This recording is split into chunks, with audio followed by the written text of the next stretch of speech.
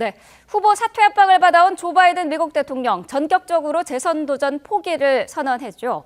자신은 앞으로 남은 대통령직 임기 수행에 집중하겠다면서 자신을 대신할 대선 후보로는 해리스 부통령을 지지한다고 밝혔습니다. 김도원 기자입니다.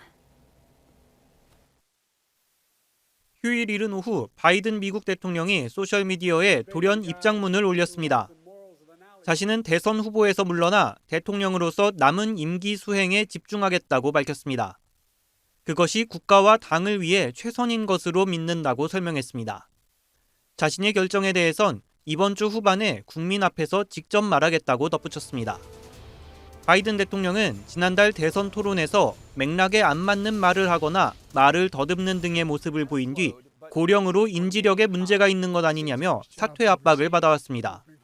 with the COVID, with dealing with everything we have to do with, look, if we finally beat Medicare. 사퇴를 공개 촉구한 민주당 현역 의원만도 30여 명에 버락 오바마 전 대통령을 비롯해 후원자들도 돌아섰습니다. 대선에서 트럼프를 이겨본 유일한 사람이 자신이라고 강조했지만 결국 사퇴 압박을 이기지 못했습니다. 새로운 대선 후보로는 해리스 부통령이 지명되는 걸 전적으로 지지한다고 밝혔습니다. 바이든 대통령의 결단에 민주당 주요 인사들은 진정한 애국자, 헌신적인 대통령이라고 치켜세웠습니다. 반면 공화당 대선 후보인 트럼프 전 대통령은 바이든 대통령을 사기꾼이라 부르며 처음부터 출마 자격이 없었다고 비난했습니다.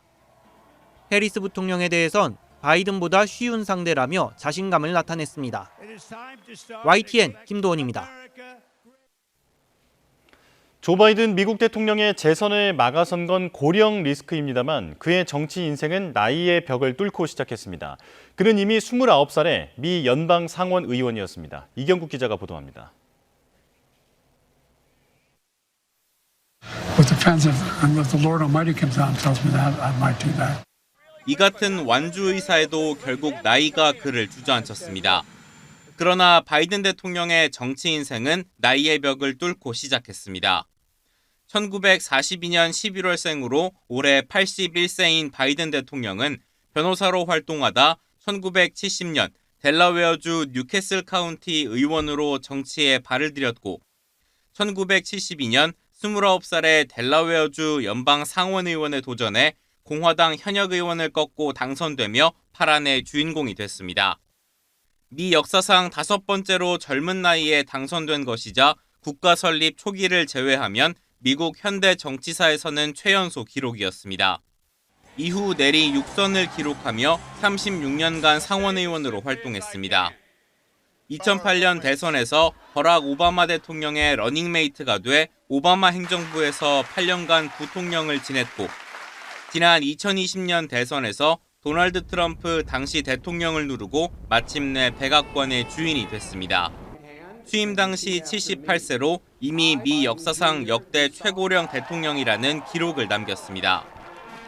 2020년 11월 치러진 미국 중간선거에서 민주당이 상원 다수당 수성에 성공하는 등 선전하자 그 기세를 얻고 재선 도전을 공식화했습니다. 그는 올해 1월 시작된 당내 대선 후보 경선에서 압도적 지지로 절대 다수의 대의원을 확보하며 무난히 재선 도전으로 향하는 듯 했습니다. 하지만 지난달 27일 트럼프 전 대통령과 첫 대선 토론으로 드러난 고령 리스크가 그의 발목을 잡았습니다. YTN 이경국입니다.